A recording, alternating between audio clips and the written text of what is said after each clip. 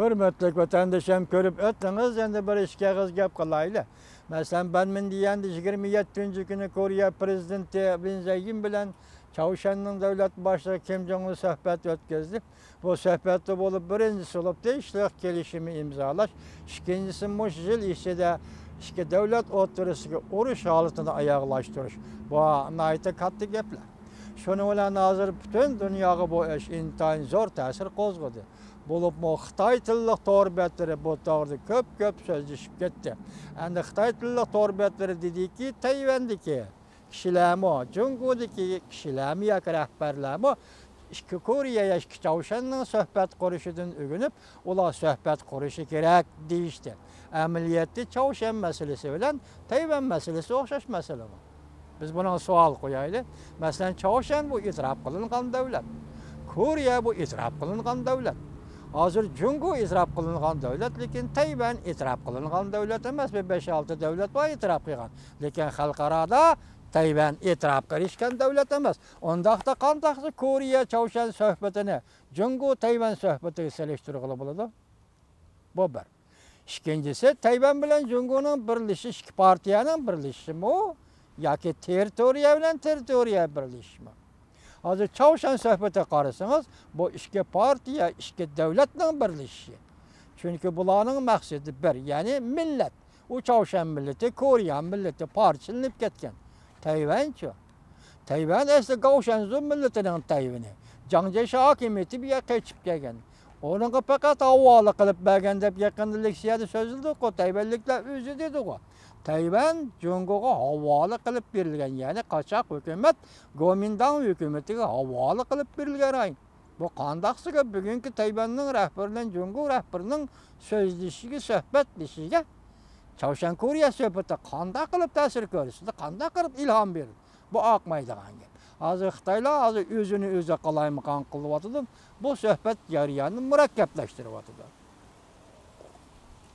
O'tgan leksiyamizda biz sizlarga shunday leksiya so'zlagan edik. Xitoy hukumati hozir nimaga tayyorlik qilyapti degan edik. Masalan, Modi vazir bilan Hindistonning ko'rishdi deb shuni tahlil qilib kelgan edik.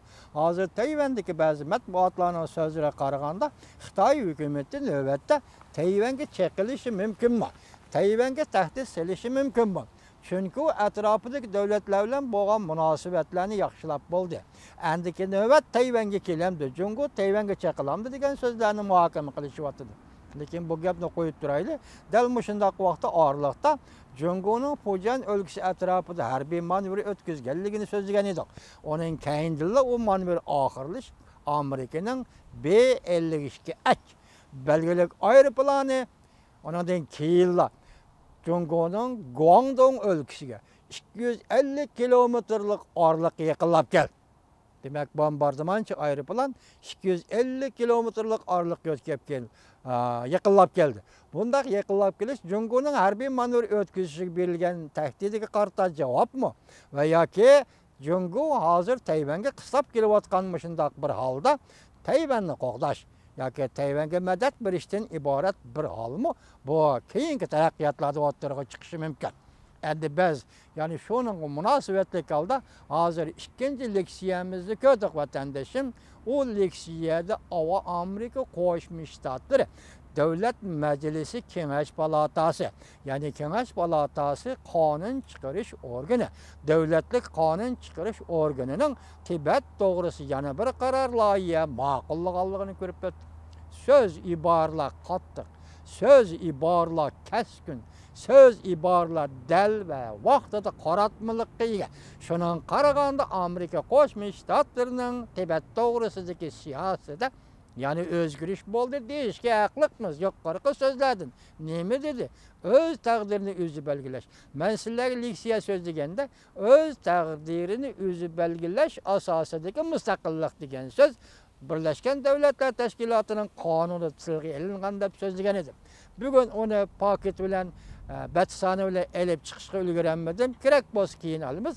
Lekin hozir elaqadak Tibetning diniy va til aloyidligini, madaniyat aloyidligini saqlab qolish, urf-odat aloyidligini saqlab qolish deb kelayotgan, shuni ta'kidlab kelayotgan Tibet Abdunum rayını, Cungo'nun təbəligideki başqa Abdunum rayınları oxşaş.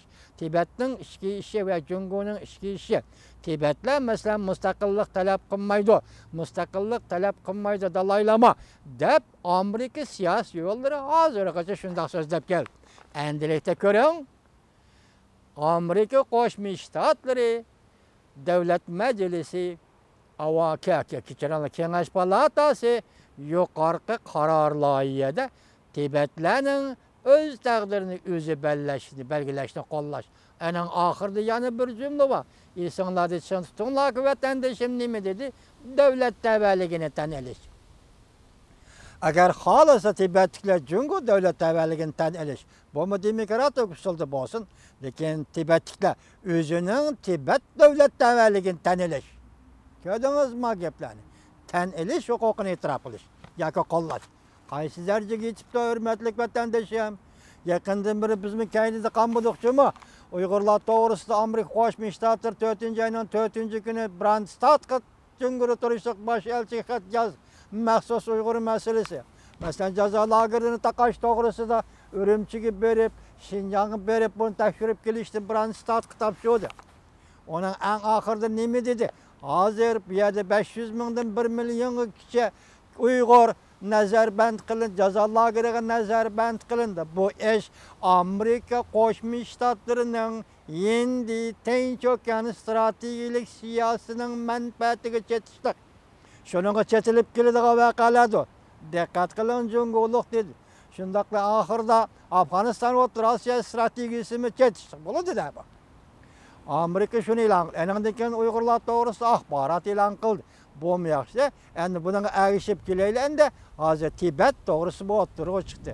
Biz o'tgan yil 11-oyning 17-kuni, ya 23-kuni Tibetning siyosiy suhbat vakillar umigining Jungo'ning Kunming shahriga berib, yuqori darajalik amaldorlar bilan ko'rishganligini sizlarga leksiya qilib so'zlagan edim.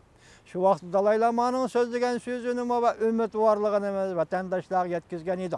Şu vaqt biz paraz ve kıyas kılıp aldığımızdaki 1-2 aylarda bir özgürlük oturuğu çıkışı mümkün dedik.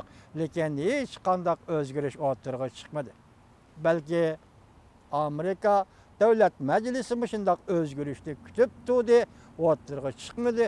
Jungo taraftan bunun bir inkas qaytırılmadı. Hazır Jungo özünün işi bilen aldıraş bop kaldı. Goya Tibetlerini unutip ketkende. Del şundak vaqtda hazır Amerika Qo'shma Shtatlari Davlat Majlisi Kengash palatasının yuqorqida qarori e'lon qilindi, hurmatli vatandoshim. Men buni Amerika Qo'shma Shtatlarining Davlat Majlisi a'zolarini tabriklayman. Tibetlarni tabriklayman, hem Uyg'urlarni tabriklayman. Çünkü hazır Amerika Qo'shma Shtatlarining Davlat Majlisi o'xshash bir vaqtda hem Uyg'urlarga hem Tibetlar ko'ngil bo'lib kelyapti. Endilikte Jungo'nun vaziyetining qayoqqa kelganligi Jungo'liklar o'zinglarga ayat. Hazır yaqinda torbetiga tuningen akşam keçidi torbetiga shundaq bir chiroyli maqola keldi. Xudo burus, Xudo xolis aman bo'lsa, kelar qatimliq leksiyaga tayyorlayman. Buning mavzusi nima desanglar vatandoshim, bir xanzu kishi yezibdi. Bu kishi o'zi fan texnika sohasidagi odam ekan. Bo'lib shu Johnson şirketi elektrolog, Huawei şirketi elektrolog, bu şirketlerini Amerika Qo'shma Shtatlarining tekshirayotganligi, buning ichida Johnson şirketining jazolaganligi to'g'risida haligi xanzu kishi nima debdi desanglar, teslim bo'l. Sen uchun aytganda teslim bo'lishning bak yaxshi payti, kechikib qolma, teslim bo'l. Amerika bilan tang turolmaysan. Amerika bilan elişanmaysan. Xuddaligi men boshlagandek Jungo, sen bu yo'lda mang'ili 40 yil bo'ldi. Amerika bu yo'lda 300 yildan beri menib kelyapti. Qarshilashma, tang turolmaysan, teslim bo'l. Hozir teslim bo'lsang, o'ri turib, qo'lingni ko'tarib teslim bo'lasan. Ya'ni shuningda kichkina izzatga, obro'yga ega bo'lasan. Chunki o'ri turib teslim bo'lasan. Agar yana kechikadigan bo'lsang, u vaqt yukinib o'tirib teslim bo'lasan-da. Ko'rdingizmi? Siz shundoq bo'lasiz. Jungo'liq apandi hozir birinchi bo'lib shundoq vaziyatda Atalmış Şinjan Uyghur Abdunum Rayını müstemlike Uyguristan'daki cezalarını bekar kılın. Artıkça iş. Bir kadın günahsız adamlarına kıynaman. Bunun hesabı oldu. Siz dinsiz adam. Siz hudasız adam. Bu kilovatıdır. Kilovatı da aldığınızda 101 vatıdır. Mesela Joyinkan 2009 yıl 7. ayının 5. günü Ürümçi'de kırgınçılık kıldı. Kene Joyinkan. Özünüzün koluda cezalandı. Ben cezaladım deyip oylaman. Takdirlik. İgisi var alem bu. Cüngoluk efendi. Manım ışındak geldi. Tak Uygurların koluğu kası Uygur, bu hukuk Uygur erişidiğen boz Uygurlar kandak cezalaydı bu işkinci gep. Bu adamlar ne? Mesela katliam kılgan, Uygurlarını katliam kılgan adamlar ne? Öz kolunuz bilen özünüz cezaladınız mesela Joyinkan degende. Tarih şu, hayatlık şu, takdirçilik göz karışı şu. Sizde takdirçilik göz karışı yok. Çünkü siz dinsizsiniz. Dininiz yok cüngoluk adam. Cüngoluk adam biz 70'e geldi. Ben kıstıray ki belki ümit var bulup ketkendim ben. Yakı başka bir ailege berilgendi ben. Yakı bir çüş görüp atkandım ben. Çünkü Amerika'da yaşayan adamdan hepsi çüş gördü. Amerika çüşü degen neyse benim ışındak çüş gördü. Cüngoluk efendi siz putunuzu götürürsünüz ki siz putunuzu koyuduğun yer kalmadı sizge. Hazırkı vaziyette putunuzu götürürsünüz ki lekin putunuzu koyduğun yer kalmadı hazırkı vaziyette. Siz Çavuşan Koriya meselesinin tinç yol bilen hal kılışını, tinç yol bilen hal buluşunu teşebbüs kılısınız.